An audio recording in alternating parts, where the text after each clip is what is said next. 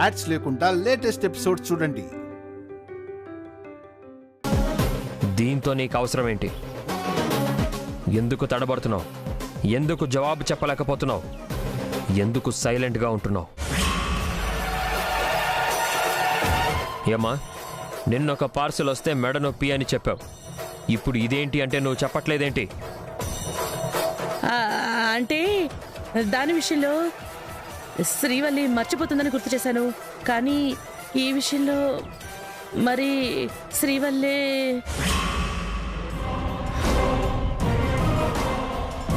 ఇది కట్టుకోవాల్సిన అవసరం ఇక్కడ ఎవరికుంది? అసలు ఇలాంటి ఐటెం మీదకి ఆలోచన ఎలా వెళ్ళింది?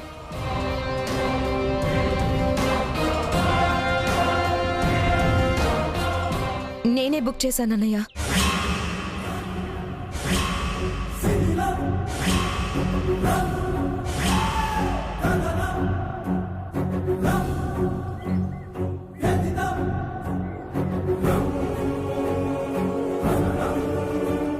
నువ్వా? అవును, ఆ పిల్లో నా కోసమే.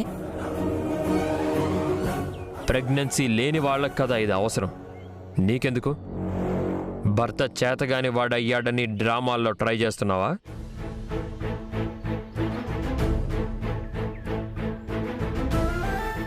కాదన్నయ్య, వింటర్ కదా, కడుపులో ఉన్న బిడ్డ చుట్టూతా ఇది కడితే బిడ్డకి కావలసినంత ఉష్ణోగ్రత దొరుకుతుందని డాక్టర్ చెప్పారు.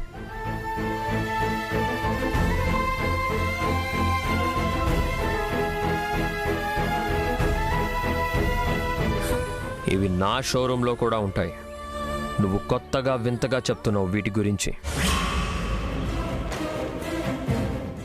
ఇవి కొత్తగా వచ్చాయి. ఇందులో లెదర్ లేయర్ ఉంటుంది. అది బేబీకి వేడినిస్తుంది. అలాంటప్పుడు నీ పేరు మీద నీ అడ్రస్కి బుక్ చేసుకోవచ్చు కదా.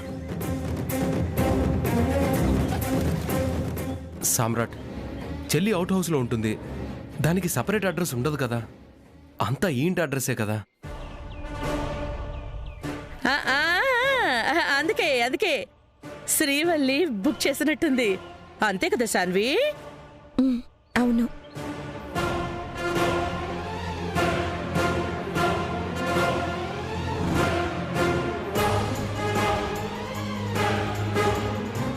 ఇలాంటివేవి ఎవరు బుక్ చేసినా ఈ ఇంట్లోకి రాకూడదు. గుర్తుంచుకోండి.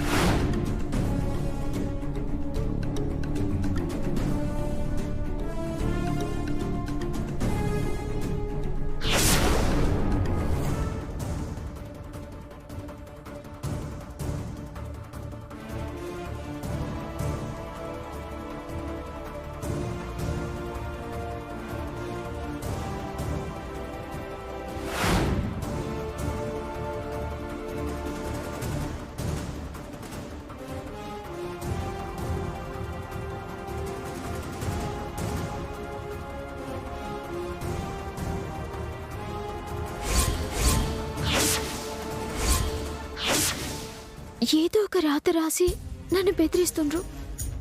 కానీ ఎటువంటి క్లూ లేదు గల్ని కనిపెట్టనీకి.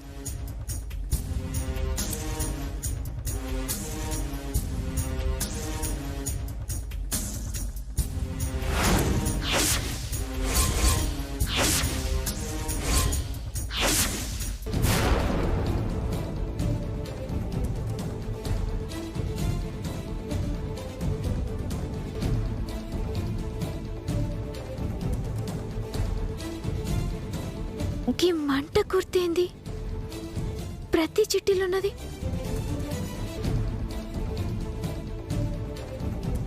మంట అంటే ఫైర్, నిప్పు, అగ్గి. అగ్గి అంటే జ్వాల.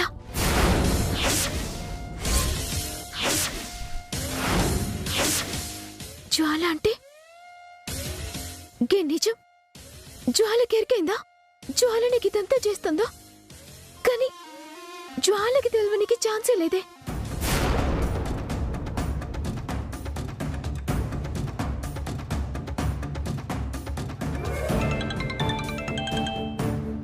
రేయ్ శ్రీవల్లి అక్కరా? హలో అక్క. సురేష్, నీ ఫోన్ పోయిందన్నావు కదా, ఎప్పుడు పోయింది? మొన్నే అక్క. ఆ కుస్తీ పోటీలు జరిగినాడు నా బద్మాష్ గాళ్ళని తీసుకొచ్చి రూమ్ లో పడేసినాం కదా అప్పుడు. సురేష్, నీ ఫోన్ పోయిన టైం నుండి 2 రోజుల కింద దాకా నీ ఫోన్ కి సంబంధించిన కాల్ లిస్ట్ నాకు కావాలి. నేను ఫోన్ యూజ్ చేస్తలే, మళ్ళా గదే నెంబర్కి అప్లై చేసిన. కాల్ లిస్ట్ ఎందుకు కావాలి? చెప్పింది జై సురేష్. ఆ నెంబర్ నుండి ఎక్కడికన్నా కాల్స్ పోతున్నాయి అన్నది డౌట్ వస్తుంది. కాల్ లిస్ట్ తీసుకో. గట్లనే అక్క, జరంత టైం ఇవ్వు, నేను పంపిస్తా.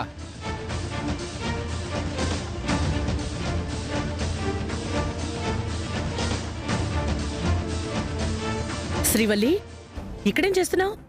చూసిండ్రు కదా అత్తమ్మ, రోజుకొక పార్సెల్ పంపి నన్ను భయపెడుతుండ్రు. అవునే, కాసేపు ఊపిరి ఆడలేదనుకో. ఈ నిజం ఎవరికి ఎరికైందో నేను కనుక్కోవాలత్తమ్మా. అవును, ఎలాగే కనుక్కోవడం? నాకు జ్వాల మీదనే అనుమానం ఉందత్తమ్మా. జ్వాల మీదనా? అవత్తమ్మా, జరాగుండ్రి, అన్ని ఎరికైతే.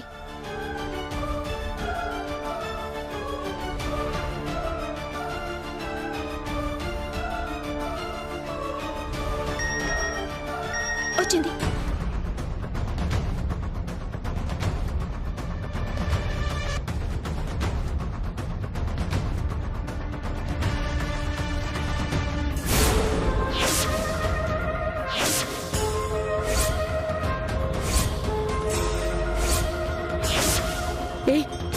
ఏమైంది? నా అనుమానమే నిజమైందత్తమ్మా. నేను ప్రెగ్నెంట్ కాదన్న నిజం జ్వాలకి ఎరికైంది. అయ్యో భగవంతుడా, ఆ రాక్షసే ఈ పార్సల్ పంపిందన్నమాట. అవత్తమ్మా. అయ్యో, సామ్రాట్కి ఈ విషయం తెలిసిందనుకో, ఇంకేమైనా ఉందా? ఆ రాక్షస ఆగుతుందా? సామ్రాట్కి చెప్పేస్తుంది కదే. దాన్ని ఆపాలత్తమ్మా. అదెలా సాధ్యమే?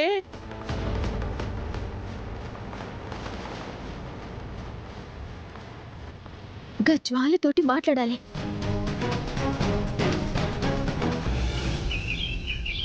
వెంటనే డిజైన్ శాంపిల్స్ రెడీ చేయండి. ఆ సామ్రాట్ కంపెనీ డిజైన్స్ కన్నా ముందుగా మన డిజైన్స్ మార్కెట్లోకి వెళ్ళాలి. అదంతా నేను చూసుకుంటాను.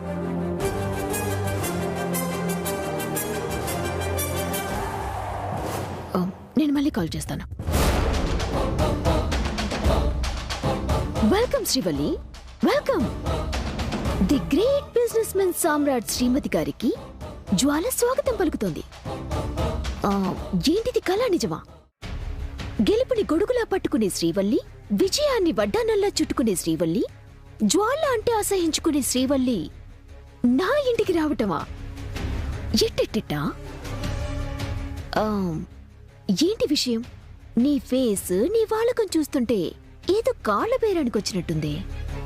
ఎందుకు నాతోటి గిట్లా ఆడుకుంటున్నావు? పిచ్చి ప్రశ్న. ఆట, పోటీ, గెలుపు ఇవన్నీ మీరు స్టార్ట్ చేసినవి. ఇప్పుడు నేను ఆటలో దిగొద్దు, ఆటలాడొద్దు అంటే ఎలా? తప్పు కదా. కానీ నువ్వు ఆడే ఆట గ్రౌండ్లో ఆడతలే, నా జీవితంతో ఆడుతున్నావు. అయ్యో, అంత స్ట్రెంత్, అంత కెపాసిటీ నాకెక్కడిది? ఆఫ్టర్ ఆల్, నా మనుషుల్ని నువ్వు కిడ్నాప్ చేస్తేనే ఇప్పటిదాకా కనుక్కోలేకపోయాను, విడిపించుకోలేకపోయాను. ఇక జీవితాలతో ఆడుకోవడం అంటే అమ్మో. డ్రామాలు సాల్ జ్వాల.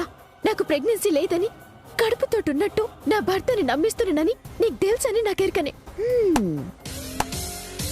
Good, very good. బుర్ర బాగానే వాడావు. మొత్తానికి నీ జుట్టు నా చేతుల్లో ఉందని కనిపెట్టేశావు. మరి ఇప్పుడు ఏం చేద్దామంటావు? ఆ విషయం నీ భర్తకి తెలిస్తే ఏమవుతుందో నీకు నాకు చాలా క్లారిటీ ఉంది. మరి ఆ నిజం చెప్పడానికి ముహూర్తం ఎప్పుడు ఫిక్స్ చేయమంటావు? ప్లీజ్, దయచేసి గంత పని చేయొద్దు. నా భర్త నా కడుపులో లేని బిడ్డ మీద చెప్పలేని మమకారం పెంచుకున్నారు. ఇప్పుడు నేను గిన్నె తినాలు అబద్ధపు కడుపును మోస్తూ ఆయన్ని డోకా చేసినని తెలిస్తే తట్టుకోరు కదా. అందుకే కదా నీ జుట్టు నా చేతిలో ఉంది అనేది. అందుకే కదా నీ సంసారం మీద కురిపెట్టింది. రోజుకో గిఫ్ట్ పంపుతూ నీకు చెమటలు పట్టేస్తుంది. నీకు దండం పెడతా, నా భర్త మీద నీకున్న పగ నా మీద తీర్చుకో. నా మీద నీకున్న పగ ప్రతీకారం నా మీదనే తీర్చుకో. కానీ ఇప్పుడు చేస్తుంది అదే కదా. ఈ ఒక్క విషయాన్ని వదిలేయమంటున్నా. నా భర్త బాధపడే ఈ నిజం చెప్పొద్దంటున్నా. నన్ను నువ్వు ఎన్ని తీర్లు ఇబ్బంది పెట్టినా నేను తట్టుకుంటా. కానీ నా భర్త బాధపడితే తట్టుకోను.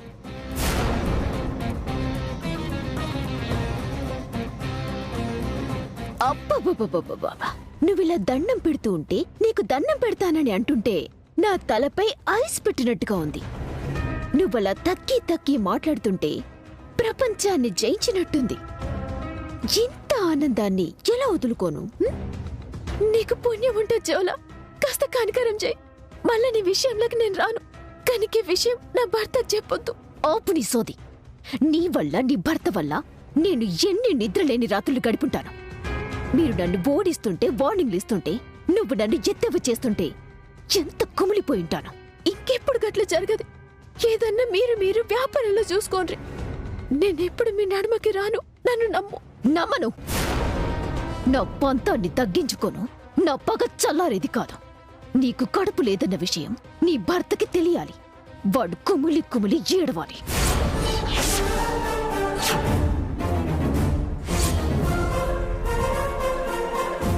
నిన్ను నిలువులా పోస్ట్ మార్టం చేసి శాశ్వతంగా సామ్రాట్ జీవితం నుంచి వెళ్ళగొట్టాలి. నువ్వు లైఫ్ అంతా నీ పుట్టింట్లో కూర్చొని ఏడవాలి. వ్యాపారంలో కింగ్ అని, బిజినెస్ వరల్డ్ లో నెంబర్ 1 అని విర్రవీగిన నీ మొగుడు నా దగ్గర తల వంచాలి.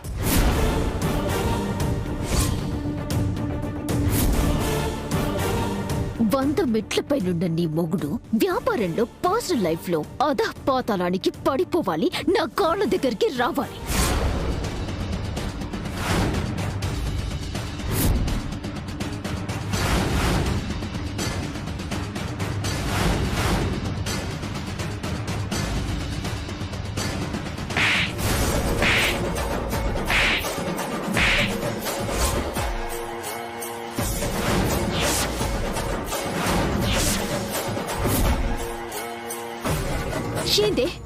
ఏందే నా భర్త పడిపోయేది? నా భర్త గురించి ఏమనుకుంటున్నావు? కలలో కూడా నీ కోరికలు నిజం కావు. నేను పానం కన్నా ఎక్కువ ప్రేమించే వ్యక్తి కొరకు పానం ఇస్తా గాని పానం పోయినా నీ తాను తల వంచనియ్యా.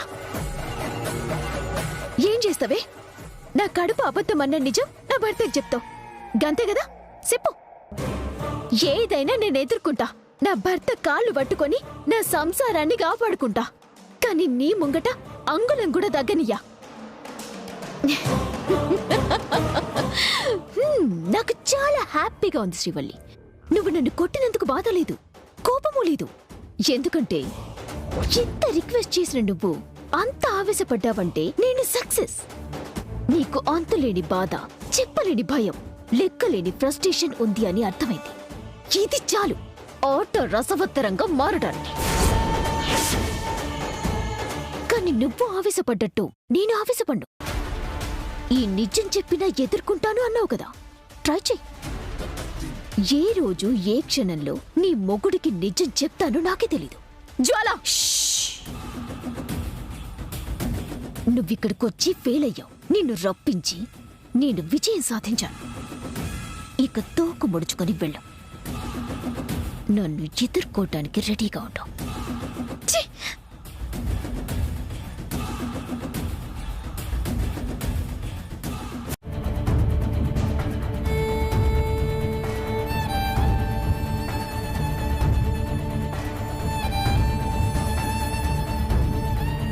నేనేంది ఎట్లన్నా జ్వాల నిజం చెప్పకుండా ఆపాలని వచ్చి కట్ల కొట్టేసిన, పైగా దాన్ని సవాల్ చేసిన కదా. అన్నంత పని చేస్తుంది కదా.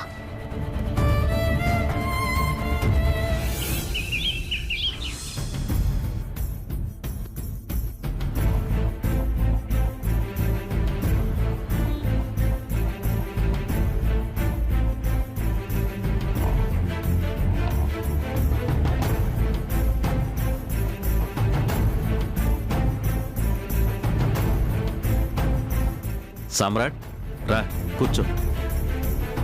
పంతులు గారు వచ్చారు. నమస్కారం బాబు. నమస్కారం, కూర్చోండి. ఏంటమ్మా పంతులు గారిని రమ్మన్నా? మళ్ళీ ఏదైనా వ్రతం మొదలు పెట్టావా? అదేం కాదురా, శ్రీవల్లి శాన్వికి కలిపి సీమంతం జరిపించాలని ముందు అనుకున్నాం కదా.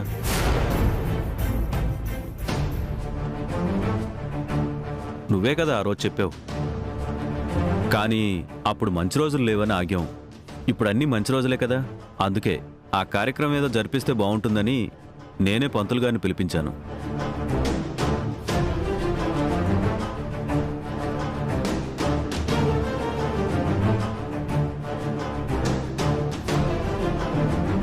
శ్రీవల్లి ఎక్కడా? ఈయనే ఉన్నానండి. ఎక్కడికి వెళ్ళావు? నేను ఏడికి పోలే, గార్డెన్లో ఉన్నా. గార్డెన్ అంతా చెత్త చెత్తగా ఉంది, జర క్లీన్ చేసిన. సామ్రాట్, ఆ ముహూర్తం అది చూపిస్తున్నాను. ఏంది మావయ్య, అయ్యగారిని పిలిపించేటప్పుడు ఒక్క మాటను చెప్పలేదు? ఏమైందమ్మా? ఇప్పుడుకి సీమంతం గది ఎందుకు మావయ్య? అదేంటి శ్రీవల్లి, సీమంతం ఎందుకంటావేంటి? శాన్వికి సీమంతం చేసే టైమే నీకు సరైన టైమే కదా, ఏమావుందిగా? అవునండి, ఇద్దరికి కలిపి చేయొచ్చు, మళ్ళీ మళ్ళీ ఎందుకు? నువ్వేంటి భావాని ఏం మాట్లాడో? పంతులు గారు ఆ ముహూర్తం ఏదో చూస్తే పనులు మొదలు పెట్టేయచ్చు. శ్రీవల్లి సీమంతం వద్దందంటే శాన్వి శ్రీమంతం ఆగిపోయేలా ఉందే. శాన్వి సీమంతం మాత్రమే చేద్దామంటే ఎందుకని అడుగుతాడేమో. అయ్యో ఎలారా భగవంతుడా. పనే ఉందండి. పంతులు గారిని ఎలాగో పిలిపించారుగా, ముహూర్తం పెట్టమనండి. అమ్మా, ఏ నానా, నీకు ఇష్టమైతేనే. మీ కొడుకు ఎందుకు కాదంటారు అత్తమ్మా? కానీ ఇద్దరి సీమంతం ఒక్కసారి ఎందుకు? ముందు శాన్వి సీమంతం చేద్దాం, తర్వాత నాకు 7వ నెల వచ్చినాక నాకు చేతురు గాని. ఖచ్చితంగా కాదంటాను.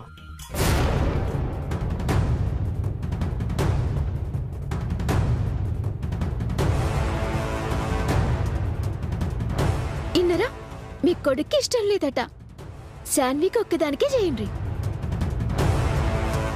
నేనంటున్నది నీ సీమంతం వద్దని కాదు శ్రీవల్లి, ఇద్దరికీ 2 సార్లుగా విడివిడిగా వద్దు అని.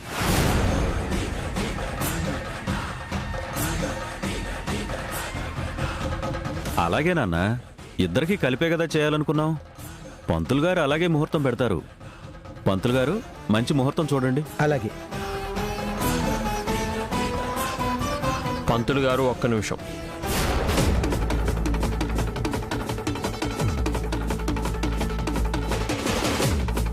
మీ కూతురికి సీమంతం చేయాలనే మీ కోరిక తప్పు కాదు, కానీ ప్రతి దానికి ఒక లెక్క ఉంటుంది. ఆ లెక్క తప్పకూడదు.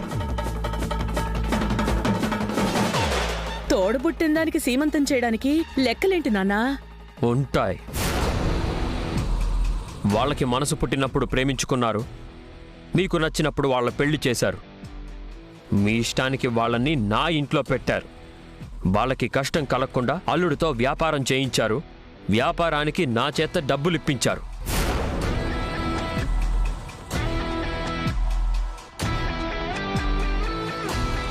ఇప్పుడు సీమంతం చేయాలి అంటున్నారు. ఇవన్నీ మీ లెక్కలు, మరి నాకో లెక్కుంటుందిగా.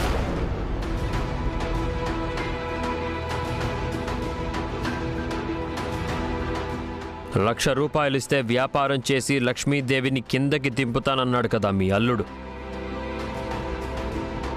ఆ 1,00,000 2 నెలల్లో తిరిగిస్తానన్నాడు.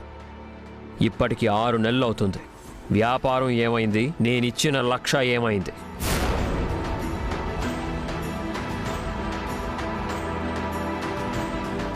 అవి తిరిగి ఇవ్వాలి కదా. అది నానా ఇవ్వాల్సిందే, కానీ చెల్లి సీమంతం పుట్టింటి వాళ్ళు చెయ్యడం సాంప్రదాయం కదా నాన్న. దానికి దీనికి ముడి పెట్టడం. అప్పు తీసుకున్న వాడికి నిజాయితీ ఉంటే పుట్టింటి వాళ్ళకి సాంప్రదాయం ఉంటుంది.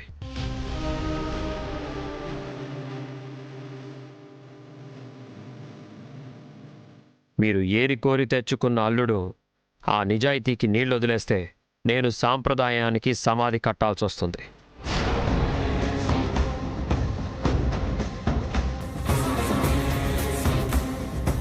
అది కాదు నాన్న, ఈ టైంలో ఏంటమ్మా అన్నిటికి అడ్డుపడుతున్నావు? తమ్ముడు చెప్పిన దాంట్లో తప్పే ఉంది. అప్పుడు మీరే కదా తమ్ముడు రోహిత్కి హెల్ప్ చేస్తే డెవలప్ అవుతాడు, ఇచ్చిన అప్పు తిరిగి తీరుస్తాడు అన్నారు. మరి వ్యాపారం చేస్తున్నాడు కదా, సంపాదించుంటాడు కదా, ఆ డబ్బేదో తిరిగిచ్చేస్తే తమ్ముడి దగ్గర మాట దక్కుతుంది, చెల్లి సీమంతం జరిగిపోతుంది. ఓరి దేవుడా, ఇలా తారుమారైపోయిందేంటి? ముందు మీ అల్లుడిని పిలిపించండి. ఆ లెక్క తేలిన తర్వాత సీమంతం ప్లాన్ చేసుకుందరు గాని. సమ్రాట్, పంతులు గారు ఉన్నారు. బయలుదేరమనండి. లెక్కలు తేలితే ఫోన్లో కూడా ముహూర్తాలు పెట్టించవచ్చు.